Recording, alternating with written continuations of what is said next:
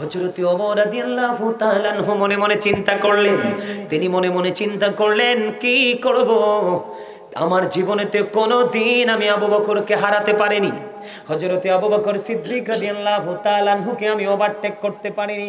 আজকে আমার কাছে সুযোগ আছে, রাসূল বলেছেন দান করার জন্য, তারা তাদের দান করার জন্য প্রস্তুত।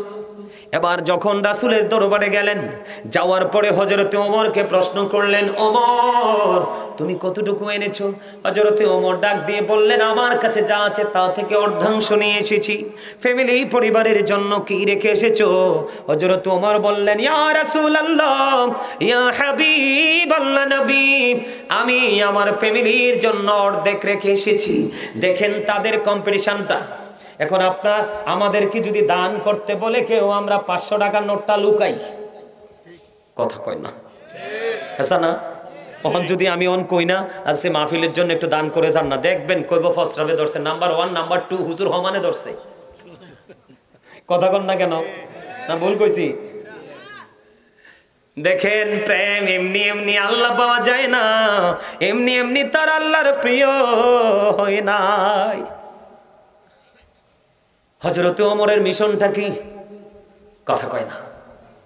হযরতে ওমরের মিশন হলো আবু বকরের চাইতে আজকে প্রেমের দিক দিয়ে এগিয়ে যাবে, কিন্তু উনি তো সম্পদ থেকে ভাগ করে অর্ধেক নিয়ে আসতে যা আছে, ফ্যামিলির জন্য পরিবারের জন্য কি রেখে আসলাম? অর্ধেক রেখে এসেছি নবী।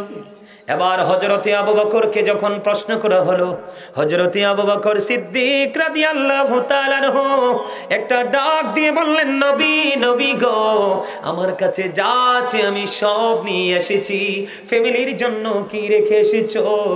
এবার হযরতে আবু বকর ডাক দিয়ে বলে, ইয়া রাসূলুল্লাহ, আমি আমার ফ্যামিলি পরিবারের জন্য আল্লাহ এবং আল্লাহর হাবিবকে রেখে এসেছি। দেখছেন নি কারবারটা? আল্লাহু আকবার বলেন না জোরে জোরে। কি তাদের মধ্যে দেখেন, রাসূল শুধু বলেছে দান করো, কি করো? ওমর পাগল হয়ে গেছে, জীবনের সব কাজে আবু বকর এগিয়ে। আজকে আমার কাছে ভালো মাল আছে, আমি আজকে হযরত আবু বকরকে হারাবো, কিন্তু আবু বকরের প্রেম।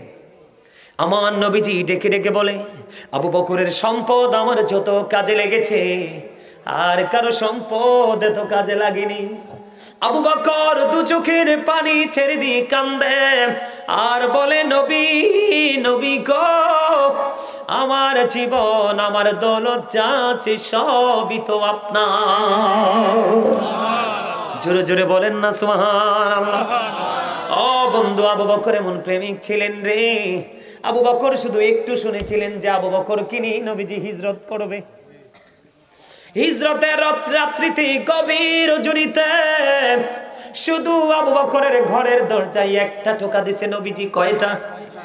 মাত্র একটা টোকা দিছে রে।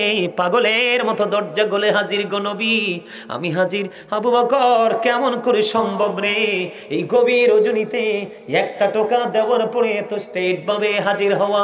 নবী, যেদিন শুনেছি আপনার সাথে আমার হিজরত হবে গো নবী, সেই দিন থেকে আমি বিছানায় পিঠ লাগাই নাই।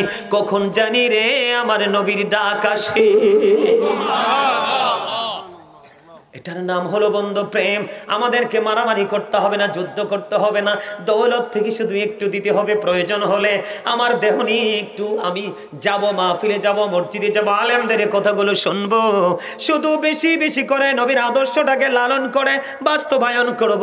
এইটুকু যদি না পারি রে, তাহলে কখনোই কাল হাসরের দিন নবীর কাছ থেকে স্বীকৃতি পাবো না, নসিবে জুটবে না সেই দিন স্বীকৃতি। বন্ধু, বড় মুশকিল হয়ে যাবে সেই দিন। আপনারা জানেননি আবু বকর এমন একজন প্রেমিক ছিল। ও বন্ধু, একদিন নবীজি প্রশ্ন করলেন সাহাবাই কেরামদেরকে যে তোমাদের মধ্যে কে আছো আজকে রোজা রাখছো?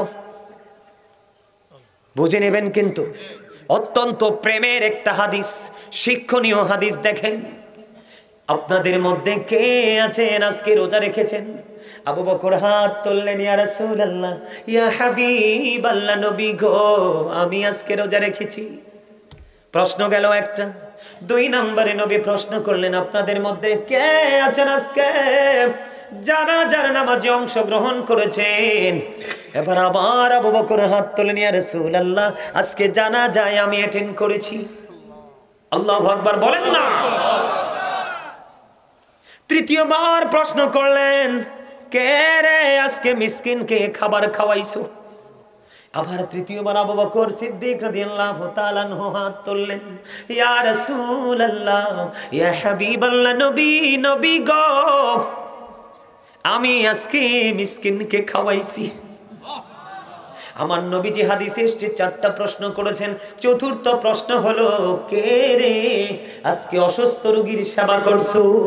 আবার আবু বকর হাত তুললেন, ইয়া রাসূলুল্লাহ, ইয়া হাবিবাল্লাহ, নবী গো, আমি অসুস্থ রোগীর সেবা করেছি। আমার নবী একটা সেকেন্ড দেরি করলেন না, নবীজি ডাক দিয়ে বললেন, এই 4টা বৈশিষ্ট্য, 4টা গুণ যার মধ্যে আছে সেই তো জান্নাতি।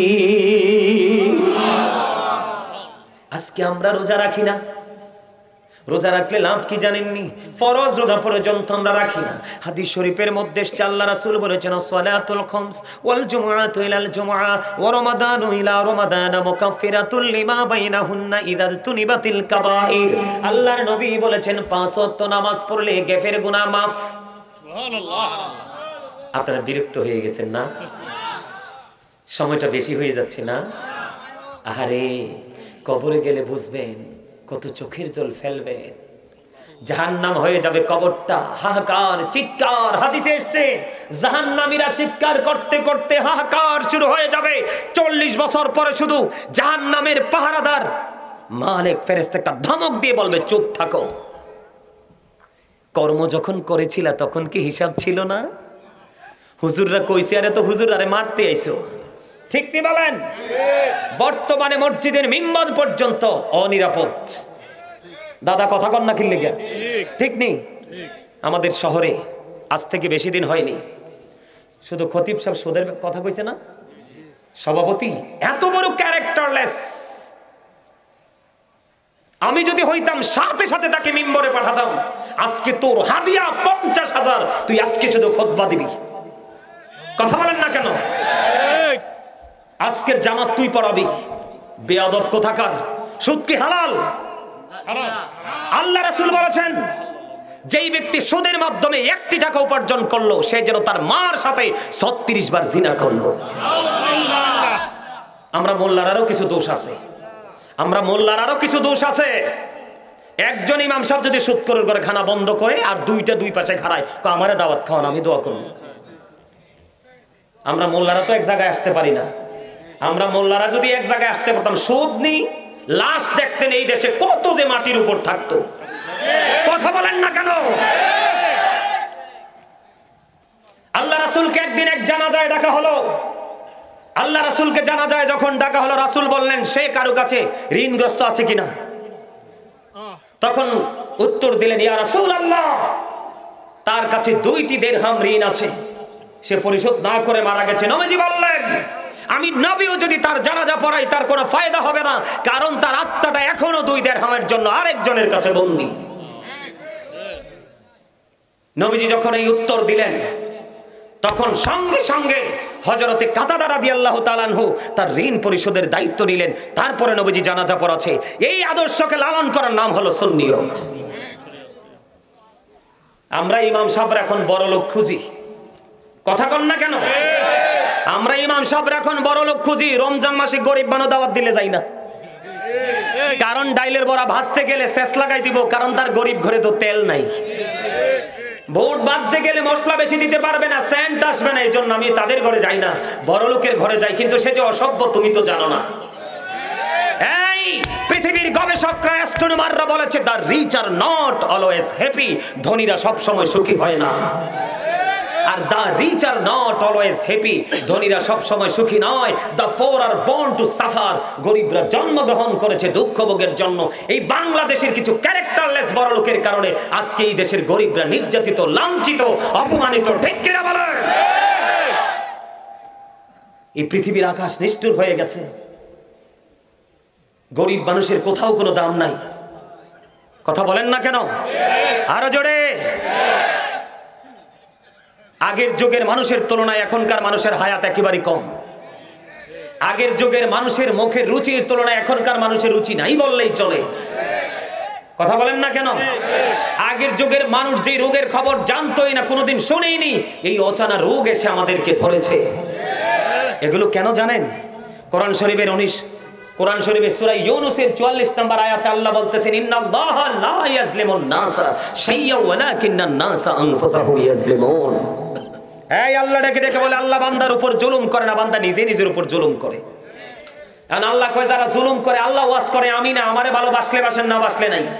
আমি একটু পরে নেমে চলে যাব, হয়তো জীবনে আর দেখা হবেও না, আবার হয়তো দেখা হইতেও পারে, কিন্তু হক কথা তো না বললে যাওয়া যাবে না। আল্লাহ কইছে ওয়াকুলু কাওলান সাদীদ, আল্লাহ বলেছে সে দা রাইট থিং, সত্য কথা বলো, সঠিক কথা বলো, সত্য ইনস্ট্রাকশন দাও। কেননা আপনার আমার নবী সে ট্রেনিং দিয়ে গেছে। হি ওয়াজ ভেরি ট্রুথফুল, তিনি ছিলেন শ্রেষ্ঠ সত্যবাদী।